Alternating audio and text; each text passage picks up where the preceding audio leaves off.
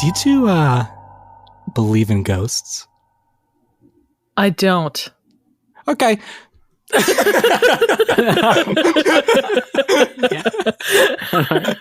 Thanks for listening, everybody. This has been Butter No Parsnips. I'm gonna go f*** myself. Wait, Seth, this is a real episode. You're gonna have to bleep that. This has been Butter No Parsnips. I'm gonna go...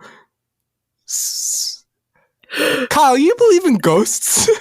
I believe in ghosts in the same way that I believe in Santa Claus. Oh. You just like the idea that they're there?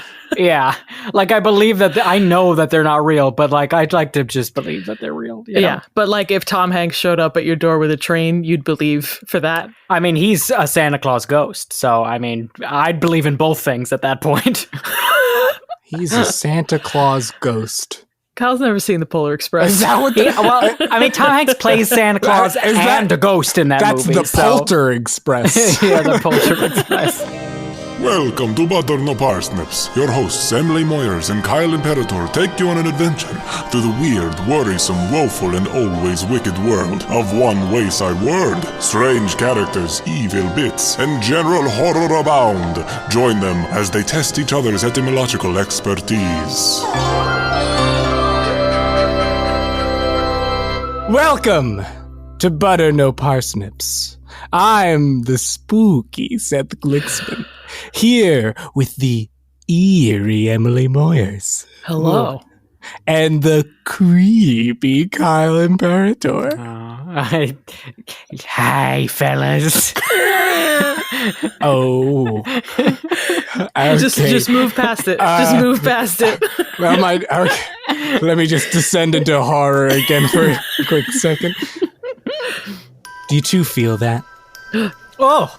That lurking fear? That creeping horror? That festering terror? Oh, it seems that Halloween is upon us once more, and so naturally, I have been deep in my esoteric studies of that most malevolent of the cursed chronicles. The Lexiconicon! But whoa, I have terrible news for the both of you. You see, I was working in the lab late one night when my eyes beheld an eerie sight. Oh, it's a rhyme. Somewhere between a chapter titled Why Only Sometimes Why and another titled Words That Rhyme with Spatula, I found what appeared to be a scroll of spells. I don't care about the scroll. What words rhyme with spatula? I wasn't reading that chapter. I found this between those two chapters, Kyle. I know, but that's the chapter I care about. When I talk to you, do you listen to me? I'm sitting here in my dungeon all day, by the way. Really calculating how I'm going to come into the one time a year I get to talk to you guys. You're right. I know. We let you out of your cage again, and I'm being so rude. I'm sorry. So you found a book of spells. Tell us about this. I found a scroll of spells. Whatever. Scroll. Yeah, I agree. You know, here we can lose the semantics. And I was doing that sort of thing that people do in movies when they don't want to make the audience read, so they say the thing out loud. You know what I'm saying? Like, they get a letter and they read the letter out loud, and it's just or like when you're on the phone and you repeat everything the other one says. Yeah, and it's like that's not how a real conversation happens. Yeah. Yes. Well, I did that, but I accidentally spoke one of the spells into existence. Oh. Yeah, Seth, you fool! I know. I shouldn't be trusted with this book. And it is crazy that we keep you in a dungeon, but we leave the most dangerous tome we have in your possession at all times. You know, I will be the first to admit we did not democratically choose that. I did steal away with the book when you two weren't looking. It's more like we can't get it away from you. Yeah, it's sort of a Gollum situation. Yeah. No, but the thing is once I uttered the weird words, spirits sprung from the Lexiconicon. Oh my. I tried to close the book to stop it, I swear, but I couldn't. And now they're all here, among us. And it's up to us to get them back into the wordy grimoire. Oh my gosh. Okay, so all right. Emily, I got a I can vacuum tell by cleaner. you stammering, you're up to the task. Does this not scream preparedness? Now I have to warn you both. These aren't your ordinary spirits. Oh no. These are ghost extraordinary. words. Are you two at all familiar with ghost words? No. This is I an feel actual like term? I've heard the term, but I've Of course never it's an actual term. looked up. It came from the Lexiconicon, Kyle. Oh, God, I'm sorry. The Lexiconicon only speaks truths. So you two have never encountered ghost words. I mean, we I may mean, have encountered them, but not yeah, knowingly. naturally. Oh. I assume they lurk around every corner. Every corner, hiding in plain sight, because ghost words are words that appear in dictionaries but have no real existence in language. They're the result of errors, misinterpretations, or misunderstandings, included in dictionaries due to mistakes made by lexicographers or typographical errors in printed materials. They are the Lexiconicon's bastards. Fee de best. I can feel them now, you two. They're in the room with us. Oh, The ghost words are all around us now. Their power is growing stronger. And if we give them any more time, it's possible they could become a neologism. Are you both ready? Are you both ready for our ghost-busting adventure? Oh my gosh. yes, please. The Lexiconicon has chosen me to be your medium. It reveals to us a clue. It says, among two real words, a fake one shall play. Speak the false name, and it fades away. They're here. Kyle, ask them to show themselves in the way that we all mutually understand is the way to call spirits into action. Yes, I'll say the words now. Hey, you guys! That's it, Kyle. That's it. And they're appearing before your eyes. Oh, Abacot. Abacost. Abonet. So we've got to figure out which one is false. Which one is the ghost word? Oh my goodness. Wait, two of these are real words? Two of these are real words, which is crazy. I feel like...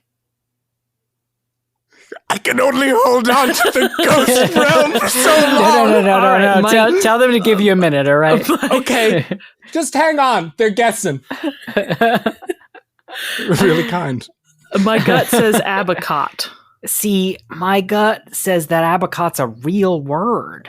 I was thinking abacost. Would you like a definition of each? Oh, yes, absolutely. An abacot, A-B-A-C-O-T, is a cap of state wrought up into the shape of two crowns. An abacost, A-B-A-C-O-S-T, is a short or long-sleeved button-up jacket worn without a shirt. And an abonet, A-B-A-N-E-T, is the girdle of a Jewish priest or officer.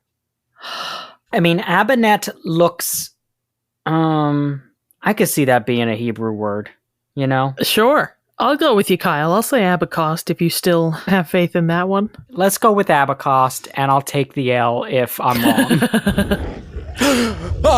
The roof is falling in. That's not the right word. It's not the spirit. Unfortunately, the ghost. Would you like to try? Abacot? Is abacot. Oh my Yeah. god. Abacot initially appeared in the 1587 Holinshed's Chronicles, which carried over to Spellman's Glossarium in 1664, and then wound up in just about every major dictionary after Wow. that. That is until nearly 300 years after the fact. Our precious wizard of words, James Murray, decided to omit the word from his Oxford Dictionary. He managed to suss out that the word had actually been a misprint of the word bicoquette, which was a type of medieval cap originally worn by Western European nobility and royalty. In his note regarding the willingness of the philologists before him to ascribe false etymologies to abacot, Murray quoted Prince Lucien Bonaparte, younger brother to Napoleon, when he stated that the corrupter of language are the literary men who write it not as it is, but according to their notions of what it ought to be. I'm sorry, Wow. and the real word was bicoquette? That yes, Such a different word. Yes, it went through multiple misspellings through its life, and it just eventually got to abacot, which was so far and away from the So original far. word and Very far. completely unaccounted for etymologically. I guess they didn't have Google Ngram back then, so it's harder Yeah, to it's find rough. I think they had a sources, really primitive form of it, though. Yeah. A guy whose name was first initial N Graham. That's like, I think I read that word in 100 books. Just guessing. But I'm afraid the Lexiconicon is shaking with fervor. It says, "Guess it right, proceed with your jaunt. Guess it wrong, it comes back to haunt." Unfortunately, the spirits repel us. Missing that first word leads us to an impasse. The spirits don't reveal themselves easily to the feeble. More words are appearing. A commonality across the words, even the ghost word is included. Without an abacot, abacost, and abanet, you'd be considered denuded. What the hell does that mean? They're all garments. You got it, Emily! I can tell! Wow. Yeah. Excellent. Really jumping to the occasion instead of sitting there asking questions. I didn't know what I was supposed to do. The ghost didn't leave a manual. Ah, but didn't it? Don't we have a manual? A Bible in the Lexiconicon? Exceptional. We vanquished one, and back to the Lexiconicon it goes. But still more await. Look now, the lights! They're flickering. More are on the way. Kyle, do it again! Yes. Call them! Deo. Mi se deo. It's just gonna be film references, folks. That's what you can buckle up for here. It's 80s just really spooky films, Yep. semi-spooky comedy films. And you now have to stick to that, Kyle. the words are appearing. No problem. Busyness. Spelled with a Y. Knives. Spelled the normal way. Morse. Spelled like Robert or code. It seems the Lexiconicon isn't giving us a definition for these. Oh no. Well, But one of them is a ghost word. I'm tempted to say busyness because, as far as I thought, busyness is spelled B-U-S-I, but that is B-U-S-Y. But maybe it is spelled like that. There's been a million spell. You remember there was a time where people didn't spell. Yeah. Yeah, I remember? was there You were in there. 1580. That was the last time anyone couldn't spell. I forget that. I forget how far we've come. Come on. You're just born guys. with it nowadays. You forget. 1581. Everyone was born literate. Like a Yeah. switch. Like it just, the Yeah. year turned and it was like, let's stop doing that. I mean, I'm gonna defer to you, Emily, but I'm gonna give you my input before I do that. Yeah, what's your thoughts? Morse sounds wrong. I don't know. It sounds like a joke. Like it sounds like a monkey horse is a Morse. I'm very curious about Kyle's impression of anything right now. So I mean, I don't know if I agree with everything Kyle just said, but I was also leaning towards Morse. I mean, it can't be knives, right? Like that's just a word. Let's say Morse, Kyle. It seems we're agreed. Do you want to say it together? It's going to be so difficult in this medium. Yep. Perfect. 3, 2, 1. Morse. Hey. Really terrific job, you two. I can tell that the spirits heard you both say it at the same time, and you got it right. And Yay. Morse vanishes into the ether. Oh. You may recall in a recent episode, Walter Scott. So I Walter remember Scott. him. He came up in Humdudgeon. He was that friendly, eternally damp man. Alongside Eternally rheumatism and being wet, he boasted another accolade, that of the ghost word, Morse. In his novel The Monastery, a passage read, "Dost thou so soon morse thoughts of slaughter?" Any guesses as to what that means? Is it supposed to be morose? Etymologists of the disdainful ilk that Murray decried earlier were quick to justify the word, claiming it either came from the Old French amorce, which meant powder for the touch hole of a musket, which requires priming, and so the speaker was priming thoughts of slaughter, or it came from the Latin mordere, meaning to bite, that is, gnawing thoughts of slaughter. However, the original manuscript for the book would later reveal that Scott had put the word nurse there. He was nursing thoughts of slaughter. Oh, That makes way more a lot of sense. A lot simpler. Apparently, although the text is fairly unclear about who this is, the individual who proposed the Latin derivation justified himself by stating that the word as a misprint should have been printed and read by millions for 50 years without being challenged and altered exceeds the bounds of probability. I mean, he's not wrong, but that's how probability works, man. Would you two like to know the relationship between the other two words I gave you? Yeah, no. Can you pretend like we didn't kill the ghost so we could hear the spooky spell? Oh, sure. Yeah, hold on. Hey, they're just looking for a mulligan on getting it right. Yeah, okay, cool. Lexiconicon says that's cool. Cool. Great. The riddle it reveals is not ghost words themselves, though you may consider them dangerously close. These other words I gave you have played sort of bungling spiritual hosts. If you can say ghost words have etymology, these words have something to boast. Are they words that are other words but have gained other meanings through mistranslations? Oh, you're probably overcomplexified because you're very close. You're very close. I can tell the eye on the Lexiconicon is winking at me. I mean, are they words that just have been mistranslated and have other meanings because of that? I mean, that's basically what I just said. So they are words that gave way to ghost words. Oh. Yeah. So for knives, in the Edinburgh Review of 1808, there's a quote that read, "The Hindus have some very savage customs. Some swing on hooks, some run chimes through their hands." And it turned out that chimes was just a misspelling of knives, but later was like given the definition that knives has. And then for busyness, a business is actually a group name for ferrets.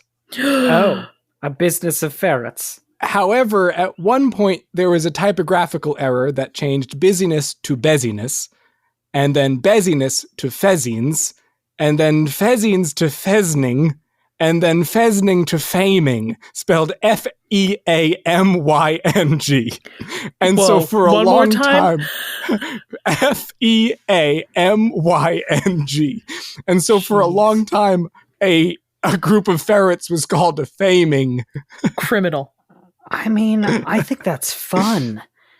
It is just fun. Because of the alliterative nature of that. Well, listen, not only did you reveal the ghost word, but you also chose to do the riddle after the ghost word too. So everyone here is really just hyped about you two and what you're doing here. We've doubly thanks, vanquished guys. this ghost. There are more spirits about. They linger in the darkest corners of every room. Kyle, I need your skills. I need you to call them forth. I can sense them. They want to come out. Okay. I gotta come up with a good one. You got now. it. Come on, Kyle. Just as you have before. Traguna, Macoides, Tricorum Satis D. Look at that. Dorcopsis? Kyle, you gotta keep going, otherwise they're not gonna give you more words. Oh, Traguna, Macoides, Tricorum Satis D. Dord is this word. Oh man, Kyle, I think one more will do it. Traguna, Macoides, Tricorum Satis D. And Dore. So the words are Dorcopsis, Dorcopsis, and Dord, Dord, and Dore, Dore with an accent. Seth, you ever think about working for Password? I auditioned and they said, not authoritative enough, a little too giggly. We can sense your weakness. You're going to reveal the password to the wrong person, aren't you? Dorcopsis is fantastic, and I demand that it be a real word, so that can't be it. The Lexiconicon laughs. I feel like I've heard Dord before. Well, it's because that's what people shout at you when you walk by. Yeah. Hey, you frickin' Dord! I'm like, good evening, gentlemen. And then they go, oh. I'm sorry, I'm not quite capturing the emotion of that gasp. What is that? What is that response? Is it like awe or disgust? I think they're even more disgusted than they hoped to be. Oh, it's like an Elephant Man situation. Yeah. Well, maybe I know Dord because it's a ghost word. Yeah? Yeah, I'm all about ghost words. I knew the last two, didn't I? Me and ghost words, we're best buds. I visit the word afterlife. I feel like Dore seems like something that a highfalutin lexicographer would put in with very little backing. Dore is my cologne. Dore. Yeah, I could buy both of those statements. Great. We're all really open to options. I'm going to guess Dore. Yeah, let's go with Dore. They've cut me. They've got me. The spirits cut me. They just slashed me. Wow. The most Boy. Yeah, they just sort of ran away with it. Our guesses have... Did they take your wallet? Oh, wow, they did. Now, what's a ghost going to do with a wallet? Unfortunately, that's not the answer, as they spelled out in the gash in my arm. The true ghost word, if you would, still remains. Is it Dord? And the sky has opened up. Dord, yes, is a false word. Dorcopsis is a genus of marsupial. Dore is a semi-pure alloy of gold and silver. And Dord, well, I'll tell you what Dord is. This was a dictionary error originating at G&C Merriam Company, now Merriam-Webster, in the second edition of the New International Dictionary in 1934. It was originally defined as an abbreviation for density. In 1931, the chemistry editor for the dictionary, Austin M. Patterson, was intending to add to the list of words abbreviated by the letter D. However, he attempted to be thorough when he wrote that the abbreviation could be capital or lowercase. That is, D or D. Oh my god. Oh my gosh. Apparently, at the time, it was common for head words, that is, words that start an entry in a dictionary, to have spaced out letters. So when the original note was lost, a new slip with D or D was forwarded along to printers and went without notice by the proofreaders. It would stay in the dictionary for 5 years before someone realized it lacked any etymology whatsoever in 1939. And an effort was made to remove the word. It did manage to stick around well into the 1940s. However. Philip Babcock Gove, an editor for Merriam-Webster who's responsible for our knowledge of how this all came to be, actually mourned the loss of the word, stating it was probably too bad, for why shouldn't Dord mean density? And I agree. Yeah, I mean, there are reasons, but I think, there are reasons to keep it, because sometimes, I feel like things have a lot of Dord, Do you feel that way? Or are you just putting on airs? I'm not putting on airs. I am the Dordliest. That's definitely true. Yeah, for sure. I wouldn't disagree with you there for a second. Truer words never spoken. I am the Dordliest. Finished. Unfortunately, the spirits repel us. Missing that first word leads us to yet another impasse. More of these weird words are appearing in the ether. They say, Those real words that fooled you have something they share. It's not what they mean, but it could be where. Dord has apocryphal beginnings, but the beginnings are key. DOR is important for where Dord wasn't in 33. Oh, were these words directly next to each other in a dictionary where Dord was not? Emily! Oh my god! Wow. I just want to tell you the spirits right now are like freaking out. They are freaking out. Yes, so Dorcopsis and Dore were both in the dictionary above and below Dord when the dictionary was released. And when Dord was eventually removed, they actually just expanded the definition of Dore in order to make sure they didn't have to change the formatting of the whole page. So Oh, funny. to make it take up more lines? That's so funny. Yeah. Well, I think I meant it when I wrote this. We're really getting the hang of this. I'm glad you meant it when you wrote it. But that last one was pretty tough. And the one before that, a word like Morse, had me thinking we could have been dealing with some of the strongest kinds of ghost words. The kind that stuck. Oh, did it just get colder in here? I feel a chill down my spine. Something strange. The Lexiconicon. Words are appearing on the page. They read, "In shadows deep where secrets reside, one word is real, the others misguide. Guess with care as the darkness unfurls, for a penalty awaits in this cryptic world." Oh no. Look, there. Above the crackling fireplace, which has been here the whole time. More words, Kyle! Conjure them! Conjure them.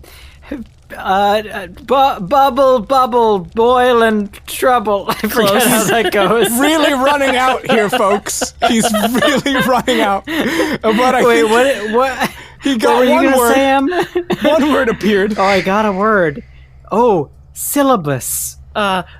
Toil and trouble, fire burn and cauldron bubble. Oh my goodness. Tweed. Hey, that was Something really good, wicked. you two. Something wicked this way comes. Funk! Wow. This If is funk isn't real, my whole life is. If funk isn't real, honestly, if funk I don't isn't wanna real, live. I don't want to be here, man. we gotta have that. We want the funk. Gotta have that funk. Funk. Play that funky music, white boy. Wow, the spirits have certainly given you a tricky triplicate here. Yeah. Would you like definitions for these words? It seems the Lexiconicon is being fairly giving. I mean, I think we know them, but I think for the audience, I think it's only fair. A syllabus is an outline of the subjects in a course of study or teaching. Tweed is a rough-surfaced woolen cloth, typically of mixed, flecked colors. And funk is a genre of music based on elements of blues and soul and having a strong rhythm. And mind you, one word is a real word and the others misguide. Two are ghost words that became words? Spirits, answer me! They're quiet. They're completely silent. You could... Wow. I wish they were always like this, am I right? God. It's like they're different when the babysitter has them. I mean, Emily, are you reading what he said the same way I am, or do you think two of these are ghost words that became real words? and only one of them has a legit etymology? I mean, if that's the case, then syllabus has to be the legit etymology, right? Yeah? What is the Well, breakdown? Emily's disgusted by this Well, idea. remember when we were talking about abecedaries, a syllabary was like a list of syllables. Sure. So it's got an etymology there. Yeah, I feel like it's not that. It's definitely based in Greek, you know. All right. I'll go with you, So- Kyle. I trust you. Are we guessing the real one or the fake ones? I guess it doesn't matter. You need to speak the names of the ghosts. Oh, okay. Ready? You say one, I'll say the other. Oh, okay, yes. 3, 2, 1. Funk. Tweed. Wow. sensationally bad. It seems like everybody here is pretty upset you didn't get it, which means, of course, you can speak the name of the ghost word you didn't get. Syllabus. Syllabus and tweed. And now let me tell you their cursed stories. While these are officially words, they are that of especially cursed nature, the kind of ghost words that became real words. Neither have any legitimate etymology beyond being the long-lasting mistakes they've proven to be. Tweed comes from a misinterpretation of a London merchant, James Locke, when he received a letter from a mill remarking on some tweels. Tweel was Scots for twill, which is that twilled pattern you see in tweed. But Locke, being the forward-thinking guy he was, figured tweed must be the trade name for this type of fabric, stemming from the River Tweed, which runs through a Scottish textile area. Wow. Yeah. He said, Tweed. This guy must know more than I do. Because it's like there's an arrogance in thinking like, oh, I bet I can figure this out, but there is also a humility in like, oh, I bet he just knows a word that I don't. I'm a real bozo. Yeah. And then he showed up to the next meeting and was like, what are we gonna do with all our tweed? And everyone's like, what is this guy talking about? I guess he knows a word that we don't know. Yeah. And then they all went in on tweed. That's how tweed became so popular. Yeah, we all wear tweed only at this point. And for syllabus, we go back even further to a good friend of the podcast, Cicero. In his letters to Atticus, Cicero first records the word sittybas, S-I-T-T-Y-B-A-S. That's the English of the Greek, obviously, which is a strip of parchment attached to a roll or book bearing the title and author's name. However, that Greek word was later misread as syllabos, S-Y-L-L-A-B-O-S, which is not a real Greek word, but it was given meaning due to its similarity to the Greek syllambano, or Kyle, like you said, what was it, syllambary? Syllabary. Syllabary, meaning bringing together. The syllambano means bring together. And it just stuck. They just said, that works. It works. Works for me. Wait, so the word was originally what? Sitimbano? Sittybas. Citybus. So really it should be city bus. Wow. That's just a bus. Yes, it should be a city bus. It should be a city bus. Just remember that the next time you use public transit. Wow. Guys, they're really sensing how strong you are. And it's really, honestly, it's tear-jerking. But there's still a fight to go. Wow. Because, oh God. The walls are, they're dripping black with ink. Oozing green slime. Yeah. Kyle, I'm going to need you to call upon them. Okay, I got it. Mama say, mama sa, mamakusa. That's it. I can tell that they enjoy that. Esquivalians. Don't stop, Kyle. Rah, rah, ooh, ah, la, la. I can't remember how it goes. Don't stop no matter how much our audience is begging you to. You trafficate. Kyle. Ting, tang, walla, walla, bing, bang. There it is. And Mount Weasel. capital M, Mount Weasel. Here we are. Some of the toughest, strongest spirits the Lexiconicon has to offer.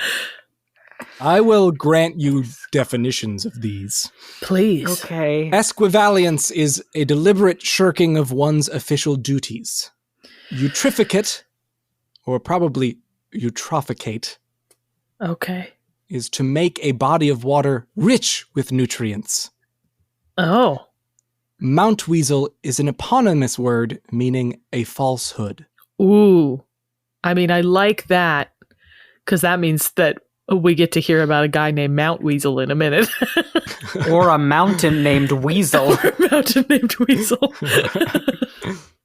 Eutrophicate, I could believe is a real etymology, because the U is like good things. Good things come to you. Good things come to you who wait. Good Yeah, good things come to you, Trafficate. Wow, love that. Esquivalience. What does that one mean again? Something about... A deliberate shirking of one's official duties. Oh, I mean, That also sounds like it could be real, real, right? yeah. I feel like Mount Weasel's the fake one, but also real for some reason. You ever get that way? It's like, I hate you, but like, I love you. Emily, what are your thoughts? Now I'm starting to doubt you, Trafficate. Because it feels too real? No, because Esquivalience feels more real. Well, are two of them fake again? Two of them are fake again. Oh. I can go for that. There's only one Emily. real one? There's only one real word. I can go for Eutrophicate and Mount Weasel. But Or I don't want Mount Mount Weasel to Weasel. be false. All right. Well, I mean, it's still going to be a real word. It just has a bad etymology. All right. A cursed etymology. Yeah. Yeah. All right, let's do it. Ready? Same time again. Okay, That's always an effective way. yeah. All right. 3, 2, 1. Eutrophicate. Kyle. And Mount Weasel And also. Mount Weasel also. For shame. Uh-oh. The spirits Spirits are gonna kill disappointed once again, it seems. It seems they are really gearing up. I don't know where they thing got we're all these far from knives. him. They're real knives that they have. It's because we got the knives question wrong before. Somehow Yeah. they've got more of your wallets, too. So, would you like to change your answer to reveal the other ghost word? Esquivalience and Yeah. Eutrophicaate? It's Mount Weasel. Oh, crap. I'm bloodied! I'm covered in blood! And All right, Kyle, you Nickelodeon say slime! Oh. All right, Kyle, you say the right answer. Okay, Mount Weasel. Esquivalience. You got it. Esquivalience and Mount Weasel are both ghost words. Now let me tell you their stories. It may be easy to write both of these ghost words off as overly complex gobbledygook. But what if I told you that these ghost words are not those which came from some long overlooked mistake, but rather each has a very intentional existence, as though summoned. These are what are called fictitious entries, and both operate as copyright traps. What? Might either of you be familiar with this idea? No. I mean, I could take a stab at it, but I feel like I might miss and stab you again, so... I am covered in lesions. It is like death by 1,000 cuts over there. And it's not like paper cuts. It's huge cuts. So esquivalience was coined in 2001. Oh. Where else but in the New Oxford American Dictionary? It was defined in that dictionary as deliberate shirking of one's official duties. However, you'd be hard-pressed to find it in any other dictionary. And that is the point. Invented by an editor of that dictionary, Christine Lindbergh, the intention of the word was to prevent other dictionaries from stealing their work, specifically in light of their then recent CD-ROM edition. If the word would show up in another dictionary, it meant that that dictionary was just looking at the New Oxford American Dictionary. And it was Wow. effective because dictionary.com wound up including esquivalience and then having to remove it because they had just taken it directly from the New Oxford. Now, Mount Weasel is the same thing, save for a tad more exciting backstory. Mount Weasel was coined by writer Henry Alford in a false biographical entry in the 1975 New Columbia Encyclopedia.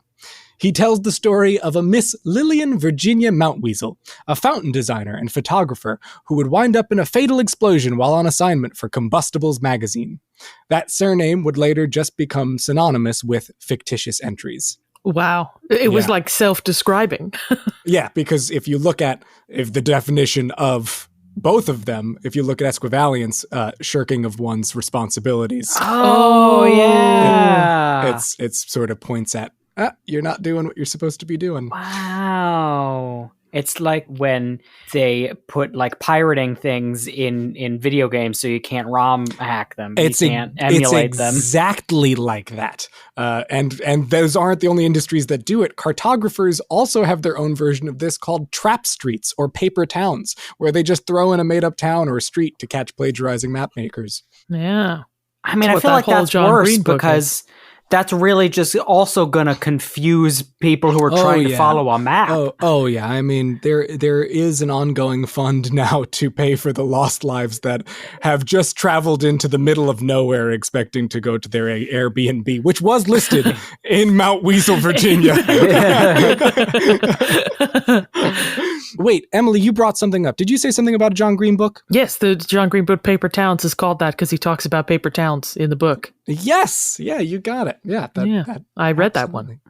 Unfortunately, you guys didn't get this one right off the bat. Yeah, which means we've cursed ourselves. You've cursed yourselves We've cursed once Seth, really. again. And it's a shame because you're really going to have to reach into your memories. You hear these words and think, that's where my mind goes. And that's just naturally how all these words arose. The words that weren't ghostly have something else they're hiding. Burgling, begging, and bottling are all coinciding. Stealing. These are all back-formed words, meaning they came from nouns, and then people thought, well, these nouns must have verbs, so they made them up. You absolutely got it, Emily. Yeah. Eutrophication and funk are both back formations of eutrophication and funky, respectively. I just a side note, I did discover that funky, fun fact, has a deeply racist etymology. Oh, Not no. gonna Yeah, look that into makes that, sense. though. I believe that. Bad. Eutrophiate, too, is pretty racist. Yeah, there's a lot of cultural stuff going on with that. Yeah. Oh, wow, you guys, we've nearly gotten all of them. Oh, nearly. Nearly. The Lexiconicon seems to be resuming its original weight, full with the spirits of these damned words. But look now, the ground trembles. They're close. They know how close we are. And we look to the Lexiconicon once more for our final clue. Kyle, I ask that you summon these spirits one last time. Another thing. Do some, like, Rocky Horror, maybe? Yeah, I've just seen that right movie. off the top of the dome, buddy.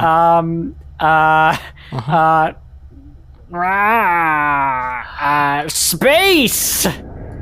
Yeah. Okay, I'm looking at the Lexiconicon. It says it's gonna let that one fly. Yeah. And the words appear. Oh, Jesus no. Christ. This phantom nation perseverates in your phantasmagoric tale, but one word bivouacs behind the numinous veil. Alack, there is a sui generis word left to descry, and it sits contumaciously right before one's eye. This phantom nation, this ghostifying is all in our ghostly tale, but one word does something behind some sort of numinous. I don't is know like numinous, numa though. yay. Yeah, you got it. Alack, there is a sui generis word left to descry. I mean, descry is like to espy. yeah, and it sits contumaciously right before one's eye. So is it like a word hidden? Sweet, generous word. Oh, there's a hidden word here. Is it hidden? Or is it right before one's eye? Well, like hidden in plain sight. So we just got to pick one of these as a ghost word? Is that just it? I don't know. Oh my god. Literally any of these could be a ghost word. Truly. I don't know. Phantom Nation sounds made up, but so does Well, that's the thing. It's like a lot of these are like or words that could be perseverate. shorter. Like you could say like this phantom perseveres, but it's this phantom nation perseverates. Well, I Like- think Phantom Nation is like Asian, as in like the making of something, you know? Sure.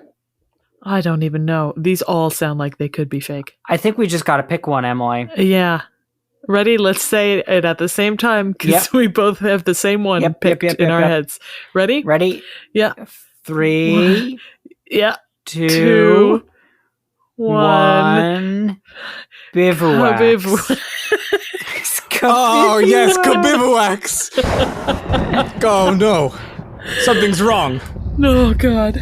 Words are appearing in the pages of the Lexiconicon now. It says there were no second chances in this your final test. That's the fair. ghost words are resurrected and never again put to rest. Emily and Kyle, your failed attempt has damned us all to word hell. We gotta re-record this whole episode. This The was ghost realm impossible. and the mortal realm are forever intertwined. The word was Phantom Nation, I defined was gonna say that. in the OED as an appearance of a phantom, illusion. This ghostly ghost word extends from a quote from the Odyssey, which read, the phantom, PHANTOME hyphen NATIONS, phantom nations of the dead, a seeming metaphor. However, when philologist Richard Paul Jordrell included it in his 1820 Philology of the English Language, he missed the hyphens and defined phantom nation as a multitude of specters. You son of a bitch, you moved the letters, but you left the hyphens, didn't you? You son of a bitch, you left the hyphens and you only moved the letters. You only moved the letters. Lexicographers after that were keen to keep this error going at least until 1864. And now we're all damned to live in a phantom nation of our own. Don't you two have anything to say for yourselves? I just dordliest. At the fearless disregard he has for the mortal realm. Alas, another adventure into the Lexiconicon has brought us all an ill fate, and I, Seth, am forced to live in this sinister spell forever living this horror, and sometimes celebrating Christmas like last year. Maybe that's when we'll redeem it. Maybe we'll have a Christmas miracle and we'll fix all of our problems. Seth will appear to us certainly like hope- Tom Hanks. Yes, the poltergeist. And as for all you ghouls and gals, this Halloween, as you go and demand your candy from questionable strangers, invoke these wicked words, raise them from their graves. Density is now doored. Morse means to nurse. The words we know are forever changed, and you are their logomancers. Speak them and give them life. And remember, you can find Butter No Parsnips on social Whoa, media. wow. On Facebook and Instagram at Butter No Parsnips Podcast, and on TikTok at Butter No Parsnips. And if you liked today's episode, consider giving us a 5-star rating or review wherever you heard us, even if it was not in the mortal realm. And if you really liked today's episode, consider donating to our Patreon at patreon.com/butternoparsnips. Donating $5 or more earns you a shout out either on social media or here on the podcast. And with that, I've been the spooky Seth Glixman. I've been the eerie Emily Moyers. I've been the creepy kind of Imperator. And this has been Butter No Parsnips. It's just like Carol Channing. Yeah, on her deathbed. In the middle of her death rattle. With food in her mouth.